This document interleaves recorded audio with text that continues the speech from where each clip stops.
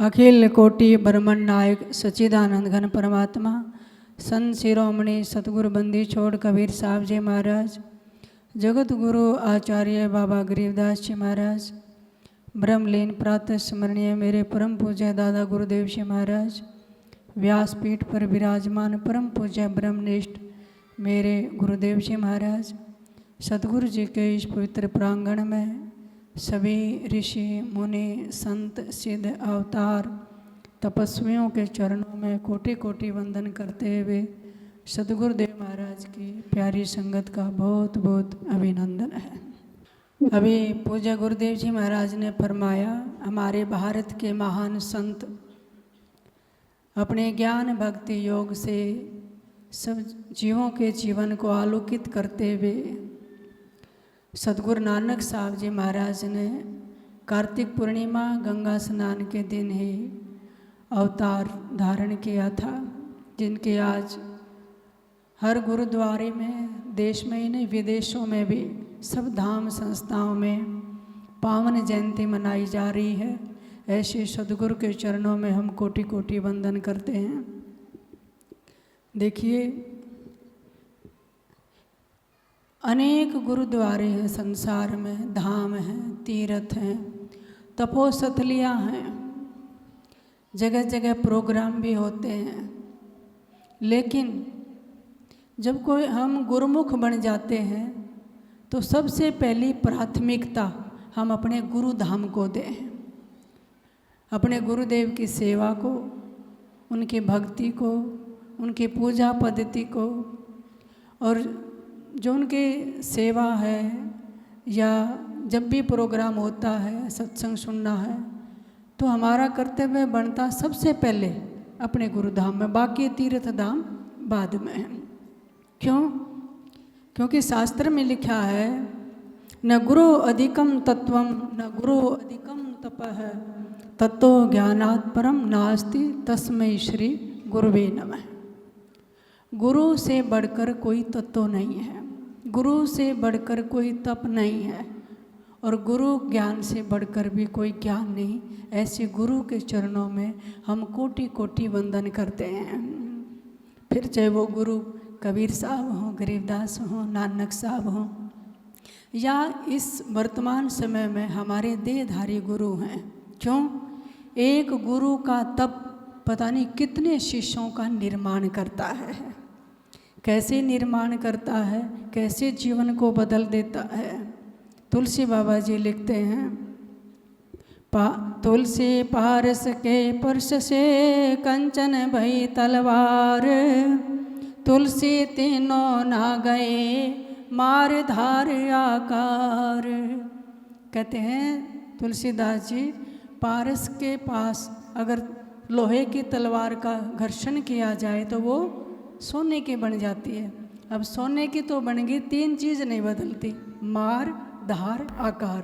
तलवार तो वही रहेगी ना, काटेगी भी, धार भी रहेगी, आकार भी वही बना रहेगा।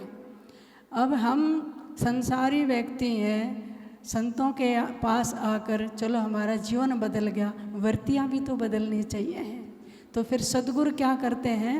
तुलसी बाबा जी अगली वाणी में फरमाते हैं, तुलसी ज्ञान हथौड़ा हाथ ले सतगुर मिला सुनार, तुलसी तीनों मिट गए मार धार आकार। अब सोने की तलवार है तो सुनार क्या करेगा? हथौड़ा उठाएगा, एरन पे रखेगा, उसको पीटेगा। अब जैसा चाहे वैसा आकार दे देगा। अब उस सोने से कुछ भी बनाए सुंदर आकार तो मिट गए ना, आकार भी, मार भी, धार भी। ऐसे ही जब हम गुरुओं की, सदगुरुओं की ज्ञान हथौड़े के नीचे आएंगे, हमारी भी जन्म जन्मांतरों की ऐसी बुरी वृत्तियाँ मिट जाती हैं। सदगुरु नानक साहब, सदगुरु कबीर साहब, गरीबदास महाराज ऐसी ही ऊंच कोटि की शक्तियाँ थी, जिनके चरणों में पता नहीं कितनों का जीवन बदल गया। गरीबदास महाराज फरमाते हैं, गरीब साहेब पुरुष कबीर हैं, तीन लोक तत्सार, दोए चार की क्या कहूँ उधरे हंस अपार। कहते हैं सदगुरु कबीर साहब स्व स्वरूपी परमात्म सतलोक से आते हैं। 3 लोक तत्सार, तीनों लोकों में सार है वो, क्योंकि शब्द से परे की सृष्टि से आते हैं, बाकी काल की सृष्टि है। कहते हैं 2-4 की बात नहीं, उधर हंस अपार, चारों युगों में जब आए पता नहीं कितने करोड़ों जीवों का उद्धार किया, कितना उद्धार किया सब युगों में कबीर साहब ने। फिर गरीबदास महाराज फरमाते हैं, गरीब 9 लख नानक नाद में 10 लख गोरख पास, अनंत संत पद में मिले कोट तरे रैदास। 9 लख नानक नाद में 9 लाख नानक साहब जैसी उच्च कोटि की आत्माएं नाद में जाके समा गई। अभी तो हम बिंदी धारा में जन्म मृत्यु में फंसे हुए हैं। जो परम नाद धवनात्मिक हमारे भीतर है, बजता है, वो गुरु की कृपा से पकड़ में आ जाए तो नाद में लीन होके हमारी आत्मा भी मुक्त हो जाती है। तो ऐसे नानक साहब जैसे नाद में समा गए कितने 9 लाख। 10 लख गोरख पास, गोरखनाथ जी जैसे योगी सिद्ध 10 लाख ऊपर पहुंचा दिए सतलोक में सारे। अनंत संत पद में मिले। फिर जिनका नाम नहीं आया ना, फिर कहने लगे ऐसे ऐसे अनंतों संत उस परम पद में जाके मिल गए जहाँ से वापिस नहीं आते हैं। कोट तरे रैदास, रविदास जैसे भी करोड़ों कहने लगे वो भी तर गए। अब बताओ, यही प्रार्थना करें सदगुरु उस श्रेणी में हम भी एक छोटे से जीव हैं और लाइन में खड़े हैं, हमारे पर भी दृष्टि डालना, क्योंकि गुरुओं की तो दृष्टि ही, नज़र ही हमारा कल्याण कर देती। करुणामयी दृष्टि जीव पर पड़ जाए तो वो कल्याण कर देती है। तो ऐसे सदगुरु नानक साहब जब छोटे से थे तब से संतों की संगत करते, भोजन भंडारे करवाने का सब संस्कार था। और जब परमात्मा को पाने की ललक लगी बहुत, मैं मालिक को पा जाऊं, संसार से निवृत्त से होते चले गए, उदास से होते चले गए, रात को रोते भगवान की याद में। एक दिन वही नदी में स्नान करने गए भाला मर्दाना के साथ। रास्ते में बूढ़े संत मिले। वो बूढ़े संत सतगुरु कबीर साहब ही थे। ऐसी उच्च कोटि की आत्माओं के सामने बंदी छोड़ ही प्रकट होते हैं। उन्होंने दीक्षा भी दी सतनाम की, और नानक साहब को लगन लग गई। वे ही नदी में गए, गोता मारा, नाम जपते जपते। अब नीचे नहीं गए, ऊपर चले गए सतलोक में। बंदी छोड़ सतलोक में ले गए और सारा सचखंड दिखाया। और फिर 3 दिन बाद सब रो रहे थे, जल से निकले अलौकिक तेज, वस्त्र भीगे हुए नहीं थे और ताजी ताजी बाणी लाए। एक ओंकार सतनाम करता पुरख निर्भव निर्वैर, अजोनी श्यामम गुरु प्रसाद जप। जब साहब कुछ कह दिया ना, परमात्मा एक ओंकार है, सतनाम है, वो कर्ता पुरुष है, निर्वैर है, जो अकाल मूर्त है। फिर कहते गुरु प्रसाद जब, जो मिला पाया देखा महसूस किया वो गुरु की कृपा से मिला। गुरु कृपा बिना नहीं मिल सकता। ये बात हृदय में धारण कर लेना।